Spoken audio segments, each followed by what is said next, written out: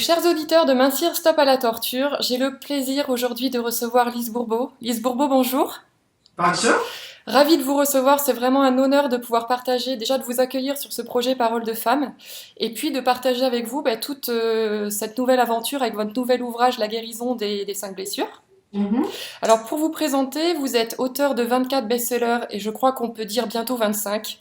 Votre nouvel ouvrage est attendu par des millions de personnes dans le monde.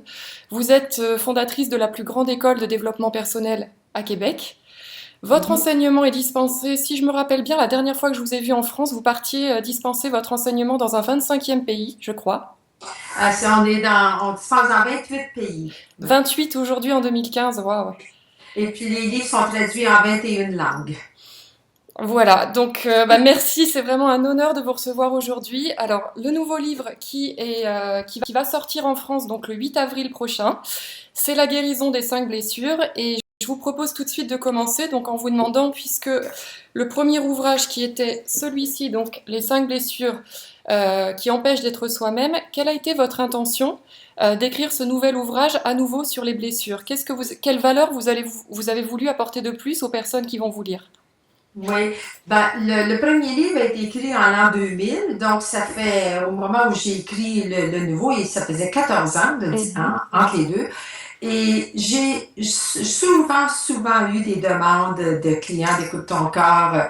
Comment on arrive à guérir nos blessures? Ah, je disais, Mhm. ben, relis le livre, lis surtout le dernier chapitre parce que je l'écris dans le dernier chapitre. Et d'un côté, c'est tout simple, hein, comment la guérison, ben, c'est pas facile. Ouais. C'est trop simple. Les gens pensent qu'il faut faire des choses très compliquées pour guérir ou pour être bien dans la vie, mais c'est parce que notre ego est trop fort, notre mental a toujours dirigé notre vie, donc c'est pas Mhm. facile d'aller vers le monde. Moi, j'appelle ça le monde de l'intelligence.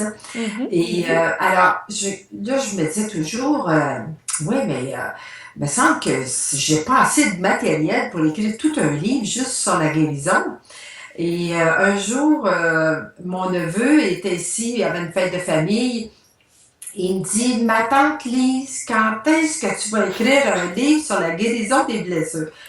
Puis là, j'ai été surprise parce que, tu sais, bon, je le vois à l'occasion, quelques fois par année, puis il était tellement sincère, là, je sentais qu'il voulait tellement là, faire des changements dans sa vie, puis parce que ça fait longtemps qu'il avait lu l'autre livre.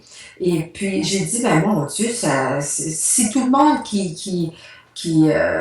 sais, qui me demande cette question, vive, je l'ai senti parce qu'il était tellement, il était à côté de moi. Et bon, là, j'ai dit peut-être que je devrais l'envisager. Ben, là, c'est ça qui a été le début, c'est un an avant, là. Et finalement, ben, j'ai trouvé assez de matériel, j'ai plus de 300 pages dans le livre.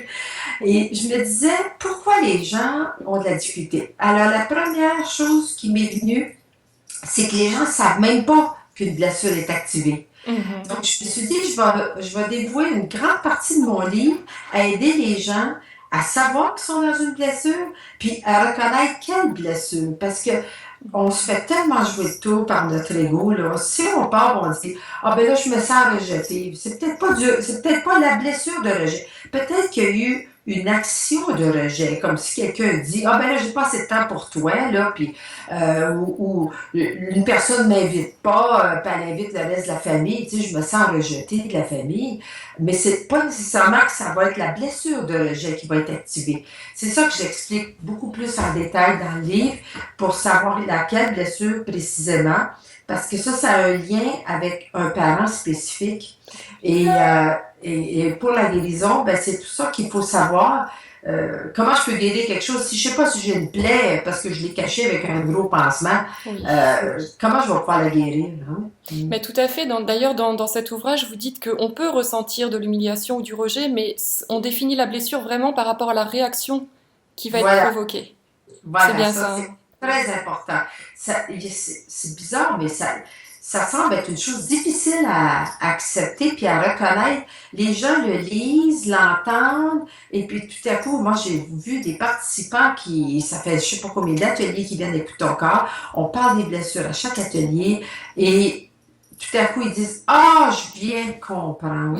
La différence entre vivre une action de rejet ou d'humiliation et la blessure. On utilise le même mot, mais ça touche pas la même chose. Tu sais, les blessures, c'est comme on en a cinq. On fait juste imaginer qu'on a cinq plaies sur le corps. Il y a des situations et certaines personnes qui ont le don de toucher à une plaie et non à l'autre. Donc, c'est pour ça c'est important de savoir laquelle est touchée. Moi, je suis vraiment fascinée par votre travail. J'admire vraiment ce que vous faites et la personne que vous êtes. Et je voudrais vous demander, donc vous êtes la quatrième fille d'une famille de 11 enfants. Oui. Vous aviez déjà très jeune, vous dites, un sens de l'observation qui était inné, mais comment vous en êtes venu à observer et définir ces 5 blessures-là, pourquoi pas plus, chez les personnes que vous rencontrez? C'est incroyable. C'est... Oui, ben ça, je dois avouer que je l'ai écrit dans mon premier livre. D'ailleurs, que je suis allée faire une formation avec un atelier qui s'appelait Core Energetics, qui a été créé par Monsieur Pierre Lacoste, qui est maintenant décédé. C'est un Américain. Et alors, ma spécialité, c'est de faire des synthèses. J'aime beaucoup simplifier les choses parce que je trouve que si c'est compliqué, on les trouve dans notre mental pour essayer de comprendre. Plus c'est simple, plus c'est intelligent. Et alors, j'ai beaucoup été marquée par cet enseignement que j'ai reçu. J'ai trouvé ça génial parce que moi, ce qui m'attirait chez son enseignement, c'est que on pouvait voir dans le corps physique les blessures. Puis comme moi, je suis tellement une adepte du corps, hein, pour moi, le corps est tellement intelligent, il nous montre tout ce qu'on veut pas voir.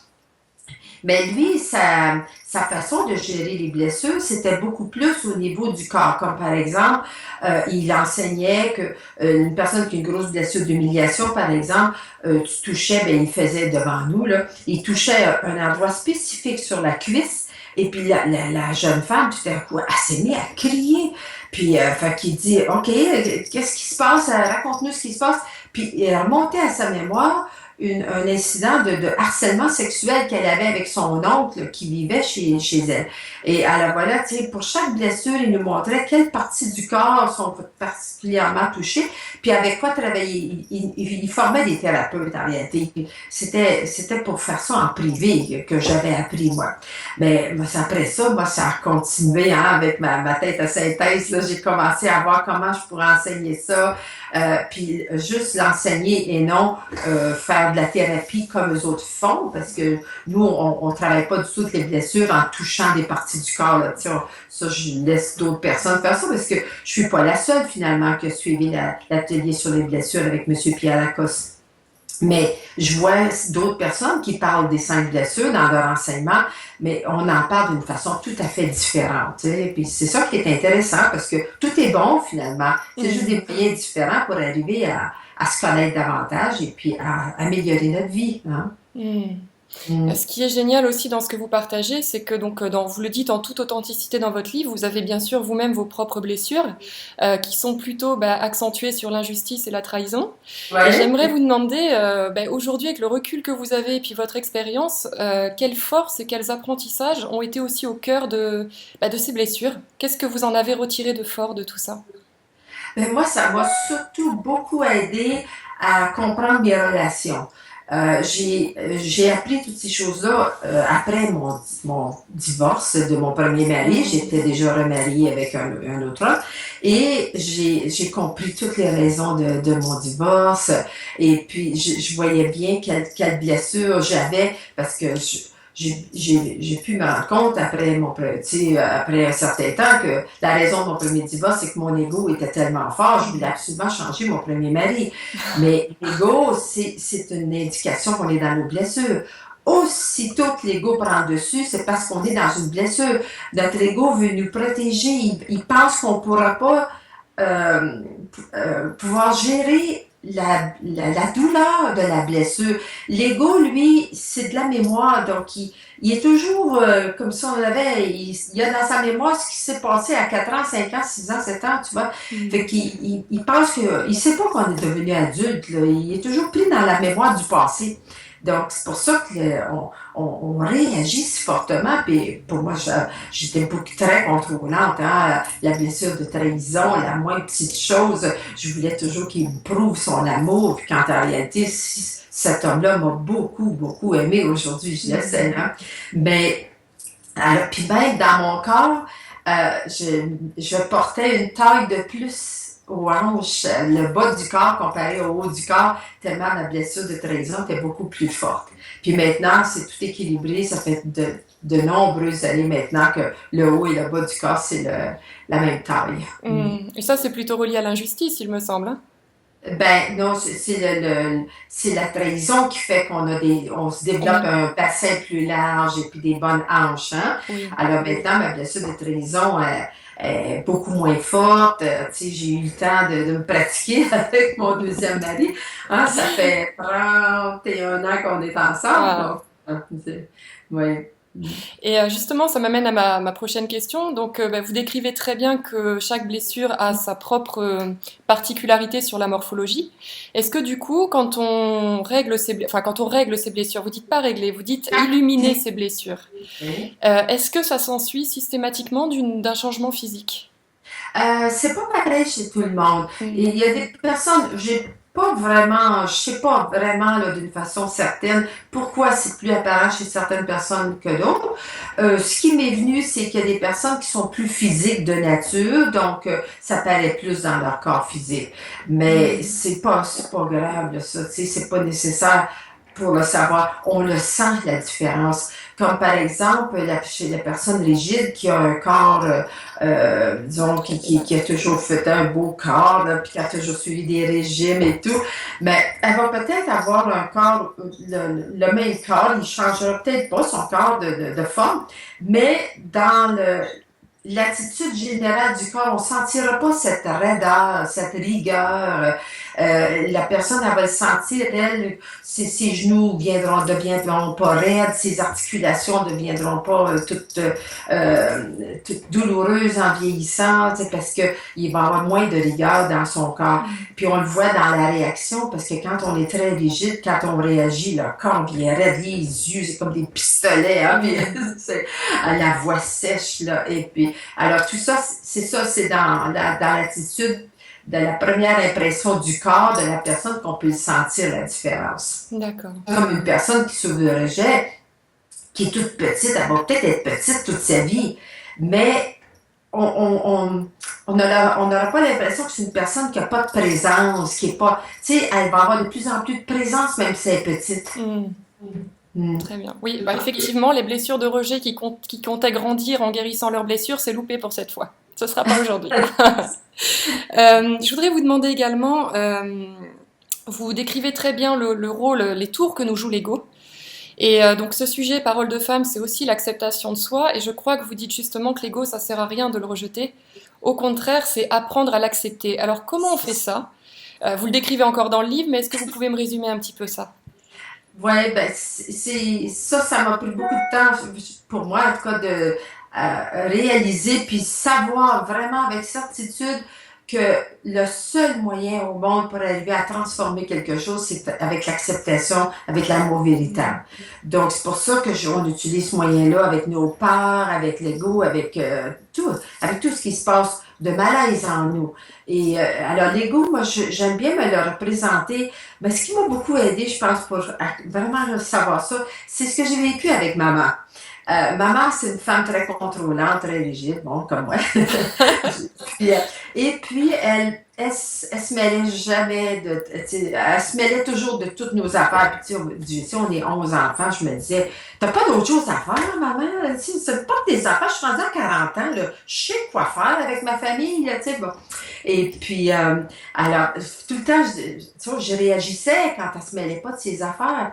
Et alors, quand j'ai commencé Écoute ton corps, ben encore la même chose, c'est pas vrai, tu lâches pas ton travail avec l'argent que tu fais. C'est moi qui faisais le plus gros salaire. Puis, elle pensait là, que j'étais, tu sais, en quelque part, là, j'avais disjoncté, je pense.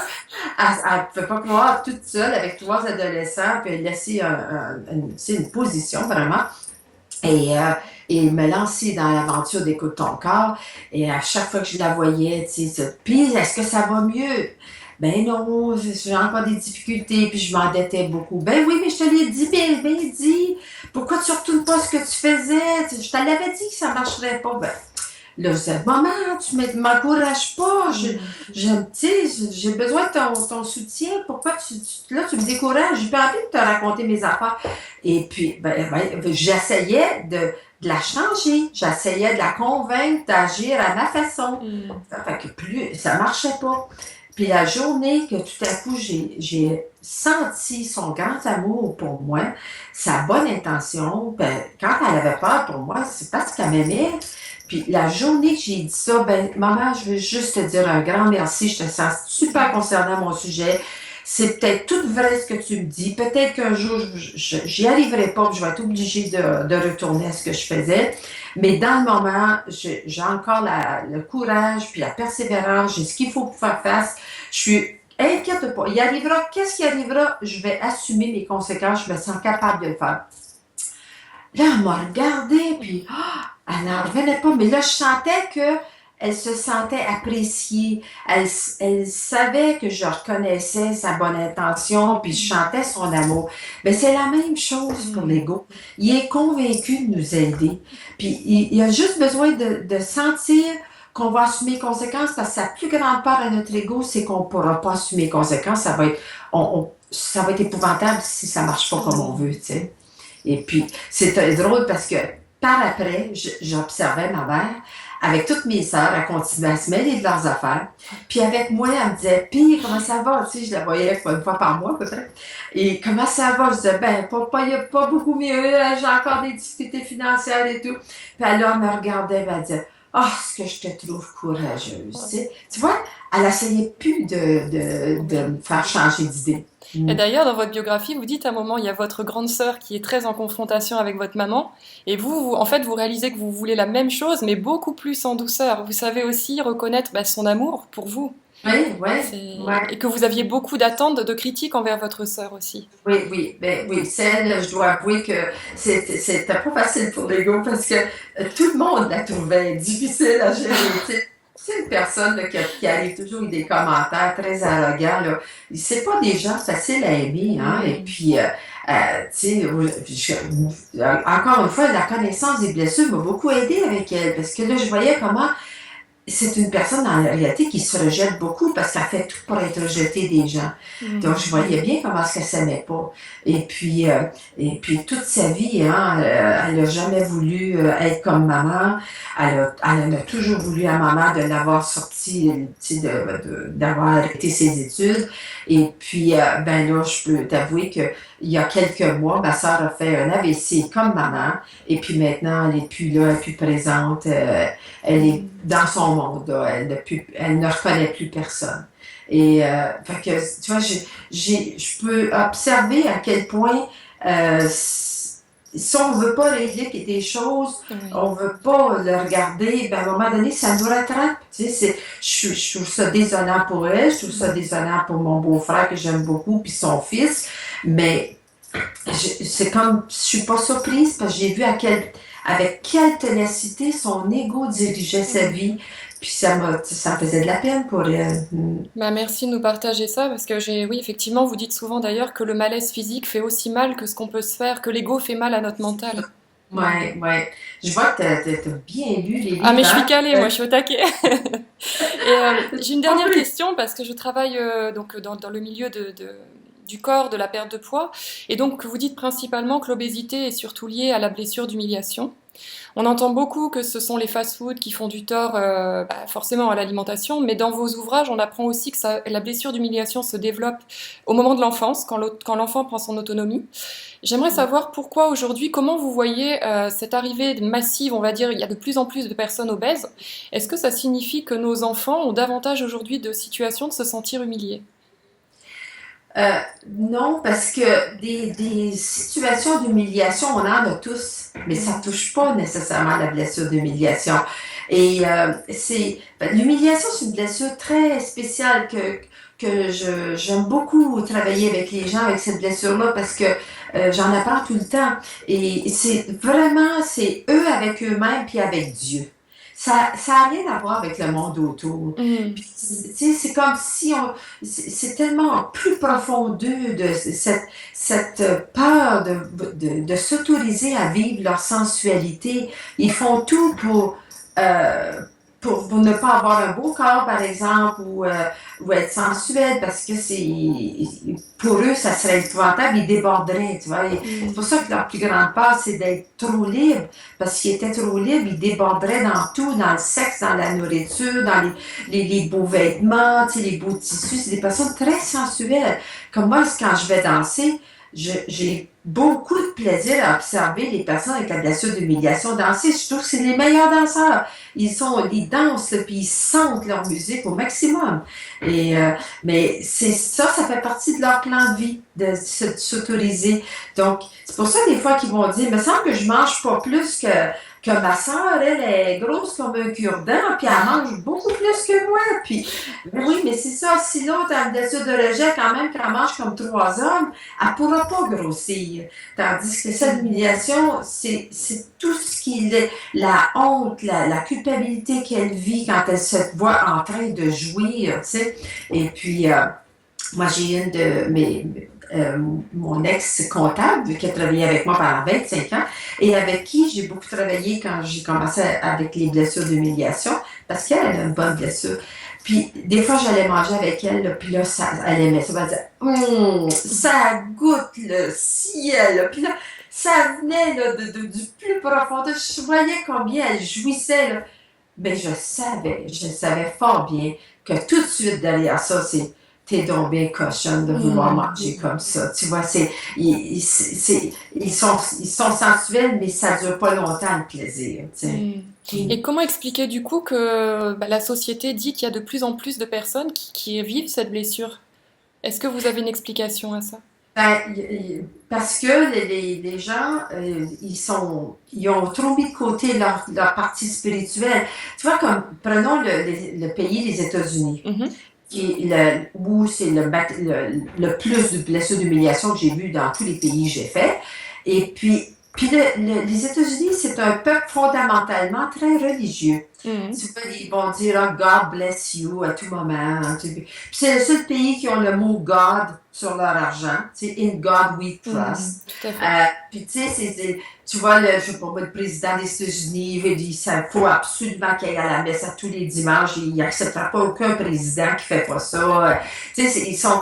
Puis, mais d'un autre côté, des fois, il y a des gens qui les jugent d'être hypocrites parce qu'ils disent, ils vont en messe le dimanche, puis après ça, il fait tuer 5000 personnes dans la semaine, tu sais, quand Mhm. à la gare. Euh, mais dans le fond, ils sont fondamentalement spirituels. Et le côté matériel, le côté le avoir et le paraître a beaucoup, beaucoup pris le dessus chez les Américains. Donc, il y a une partie d'eux, dans le fond, qui s'en veulent de ça, de ne pas être assez spirituel. Moi, c'est D'accord. comme ça que je le vois. C'est ma synthèse. Merci. Je vais vous demander pour terminer, donc vous parlez énormément d'amour inconditionnel et d'acceptation de soi dans vos livres, hein, quels qu'ils soient. Aujourd'hui, si je devais vous demander votre définition à vous de l'amour et de l'amour inconditionnel et de l'acceptation, qu'est-ce que ce serait? Ben, c'est tout simplement de se donner le droit d'être un humain. Mhm. Être ce que je suis à chaque instant. Au- Surtout dans mes parties négatives. Oui. Parce qu'on s'aime quand, bon, on est gentil avec tout le monde, on n'a rien oublié, on n'est pas malade. Tu sais, on va dire, là, on s'aime. Mais non, s'aimer, c'est s'aimer surtout dans tout ce qu'on est, tout le temps, tout le temps. Donc, accepter. Si j'apprends à m'aimer moi, ben, je vais apprendre à aimer les autres puis accepter la différence de l'autre. C'est Mhm. ça accepter, c'est il n'y a aucun jugement. Ça fait aujourd'hui, bon, je me suis levée du mauvais côté du lit, je suis impatiente. Bon, aujourd'hui, je suis impatiente. Fait que moi, quand ça m'arrive, mes journées, je dis aux gens autour de moi, bon, ben là, aujourd'hui, si vous voulez pas avoir à tenir de mon impatience, mais il va falloir vous éloigner de moi. Tu vois, j'accepte qu'aujourd'hui, je suis impatiente. Parce que j'ai le droit d'être impatiente. Nous sommes tous des humains. C'est utopique de croire qu'on va toujours, toujours être avec tout le monde. Mhm. Il n'y a jamais personne qui nous dérange. C'est pour ça que je dis bien dans mon dernier livre, je le dis à plusieurs reprises, arrêtez de croire qu'un jour vous n'aurez plus de blessures.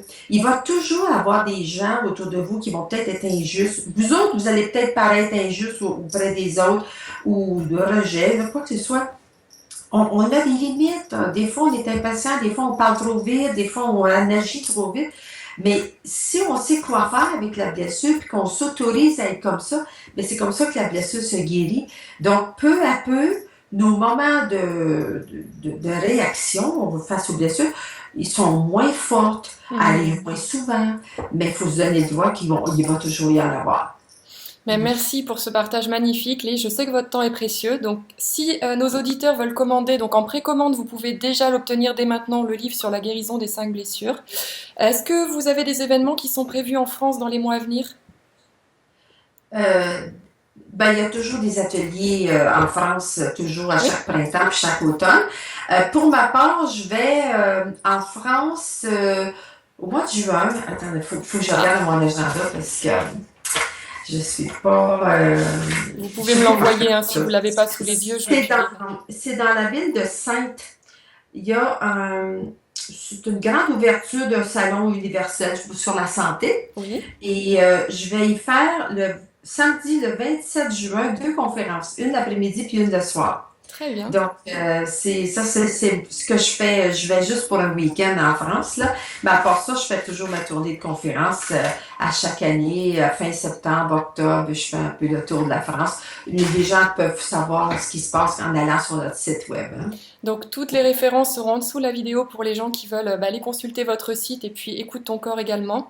Je vous souhaite tout le succès déjà à ce nouveau livre et puis plein plein de bonnes choses pour vous pour la suite, Merci Lise. beaucoup. Merci. Très gentil. Au Merci. revoir.